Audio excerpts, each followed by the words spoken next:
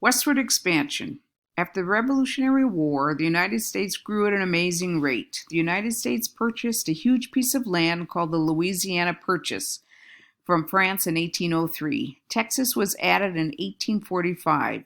1 year later, a treaty was signed with Great Britain for control of the Oregon Territory. In 1848, the United States took over the remaining land in the Southwest, New Mexico Territory, after the Mexican-American War. Drag and drop your answers to the following questions. America grew quickly after the Revolutionary War. Texas was added to the United States in 1945. At first, these areas were named territories like Oregon Territory, Utah Territory, and New Mexico Territory. Each territory had its own government that was run by the U.S. Congress. After a certain number of settlers moved into a territory, it could become a state. The U.S. government encouraged people to settle in the West. In fact, they offered a small piece of land for free to any settler who moved out west and farmed the land for 5 years. It was called the Homestead Act. Many people took advantage of this incredible deal. They packed up their belongings and moved west. Pause the video and answer this question. Why do you think the government wanted settlers to move out west? Type your answer here. When you're finished, resume the video. A popular place. America became a very popular place for many Europeans to live. They wanted land to farm, freedom of religion, and space to build a home and raise a family. But so many people had this great idea that the United States became very populated very quickly. Settlers became so crowded together that they were running out of land to plant crops and build homes. A decision was made to purchase some land that ran beyond the Mississippi River. The French owned this land at the time. Pause the video while you type your answer in the box below to this question. Why was America a popular place to live? Westward Expansion. Respond to each of these questions in the box. What was the Homestead Act? What year did Texas become part of the United States? How did the Oregon Territory become part of the United States? How did the New Mexico Territory become part of the United States? Map of Westward Expansion. Pause the video as you drag and drop the correct territory in the box that it corresponds to. Directions. Look at the map of the United States in 1853. Can you name the areas shown below? Louisiana Purchase. In 1803, President Thomas Jefferson sent James Monroe over to France to make a deal for a small portion of land. Napoleon, France's emperor, at first turned down the offer to sell a small part of the land. After thinking more about it, he decided to sell all of the land France owned because his country needed the money. James Monroe offered $15 million for the land, which was about 827,000 square miles. This exchange of land became known as the Louisiana Purchase. It was the biggest purchase of land that the United States had ever made. The Louisiana Purchase doubled the size of the United States and allowed pioneers like Lewis and Clark to explore the West. Pause the video as you type your answer to the question, who purchased the large piece of land west of the Mississippi River and why? Louisiana Purchase. Answer these questions before you proceed to the next slide. Who owned the land before the Louisiana Purchase? How much did it cost to buy the land? Where did most of the American people live before the Louisiana Purchase? Who purchased this large piece of land? Why did they buy it? The Erie Canal. The Erie Canal was a way to transport goods and people from the eastern United States to the Midwest. This system of waterways connected the Hudson River and Lake Erie and made traveling west a lot easier. Work on the Erie Canal started in 1817. In Rome, New York, it took 8 years to build and was completed in 1825. Some people thought the canal was a good idea, but others were against it. Many people thought it would cost too much money. It did end up costing $7 million to build in total. Stop the video as you type your answer below. Why was the Erie Canal built? Why did it take so long to build? Making a path through the forest was hard, and they didn't have enough workers. When the canal was completed in 1825, it was one of the great accomplishments during the early history of America. The Erie Canal made traveling west quicker and easier. It also led to the growth and development of many new cities along the route. Later, the canal was built. After the canal was built, New York City's popularity grew very quickly. The original Erie Canal ran about 363 miles from Albany, New York to Buffalo, New York. By 1880s, railroads replaced canals as the easiest way to transport goods and people. Today, people use the Erie Canal for boating and water sports. Drag and drop the choices here in the left column to these boxes below. How many years did it take to build? How many miles long was the canal? In what year was it completed? The Erie Canal. Answer these following questions before proceeding to next slide. Where did the original Erie Canal start and end? How much did it cost to build the Erie Canal? Why were some people against building the Erie Canal? Why do you think New York City's population grew quickly? The Pony Express. The Pony Express was a horse and rider system to get mail delivered to the people in the West. Riders stopped at stations along the route to drop off and pick up more mail. They also switched to a new, well-rested horse.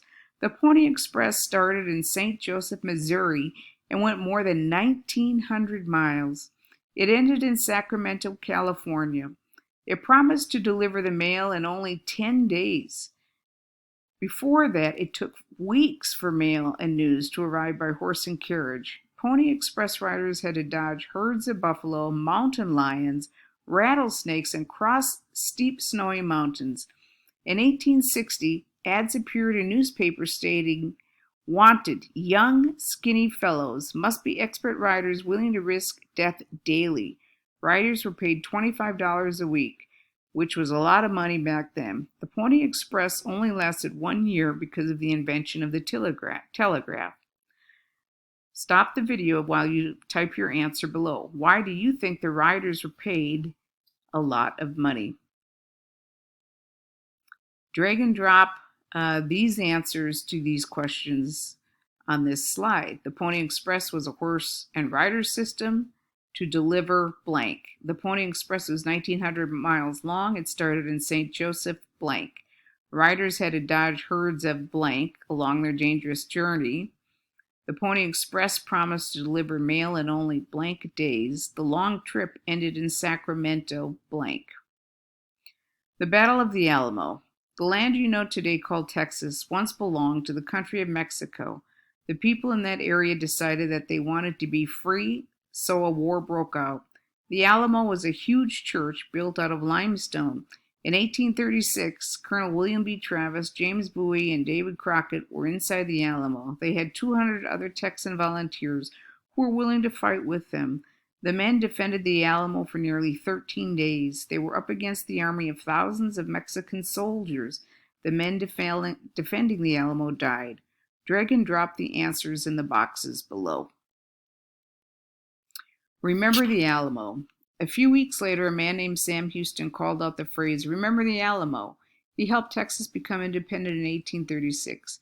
The battle cry helped the men who were fighting to push on for those whose lives were lost at that battle. On December 29, 1845, Texas officially became a United States state. The Alamo was badly damaged during the battle. In 1850, the U.S. Army decided to rebuild it. Today, the building is a public monument and serves as a memorial for those who lost their lives and the heroes of the battle. How did Sam Houston help Texas become an independent state?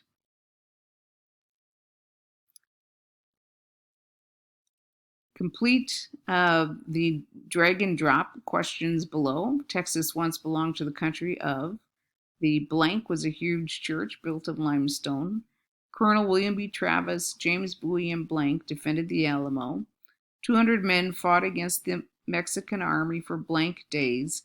Later, Sam Houston called out the phrase blank, the Alamo. The Oregon Trail. The Oregon Trail was the most popular route that many people traveled when they decided to move west. After Lewis and Clark explored the Louisiana Territory, settlers had a better sense of land and life that was available for them beyond the Appalachian Mountains. Between 1841 and 1869, hundreds of thousands of people packed up their belongings. They put them in large covered wagons and headed west. A difficult trip. The trail began in a town called Independence, Missouri, and ended in Oregon City. Settlers traveled 1,900 miles for 5 long months. Crossing the Rocky Mountains and Sierra Nevada Mountains was very difficult for the travelers. The settlers used oxen to pull the large covered wagons. The wagons were very heavy, weighing almost 2,500 pounds. Dozens of people traveled in wagon trains to keep safe on the dangerous journey. Forts along the way provided people and animals with food, water, and medical supplies. Eventually, in 1849, a guide was published for travelers to follow. The book showed them the way out to California. The people traveling were not able to bring many items with them. They only brought the things they truly needed. Food, clothes, an axe, utensils, and an iron skillet were often the only things they packed. Since the wagons were full of supplies, the pioneers had to walk most of the way. Bad weather, accidents, and sickness took the lives of about 1 out of every 20 pioneers. Nearly 500 people on 120 wagons first made the trip out west. Stop the video and answer your question below. Drag and drop true and false into the boxes beside each statement. Directions. Drag the true or false box beside each statement below. The Oregon Trail was the most popular route that many people traveled when they decided to move west. Between 1841 and 1869, thousands of people packed up their belongings and headed west. The trail began in a town called Independence, Missouri, and ended in Washington, D.C. The settlers used oxen to pull the heavy covered wagons. The wagons weighed almost 2,500 pounds. Food, clothes, an axe, utensils, and an iron skillet were often the only things they packed. Nearly 5,000 people on 1,000 wagons first made the trip out west. Facts about the Oregon Trail.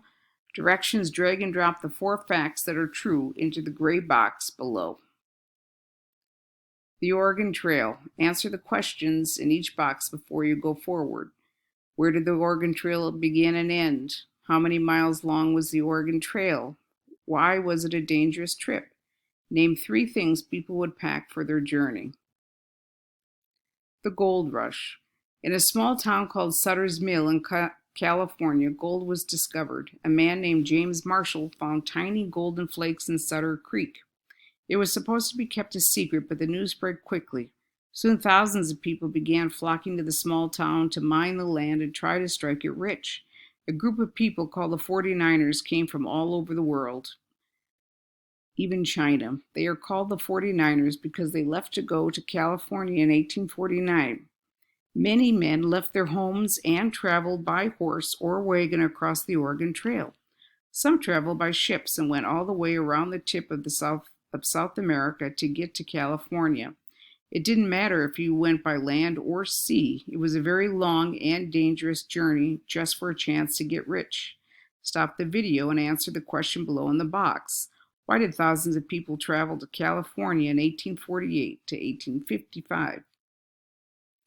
The Gold Rush. People who explore an area looking for minerals like gold are called prospectors. Prospectors who made it stayed in mining camps with other gold seekers.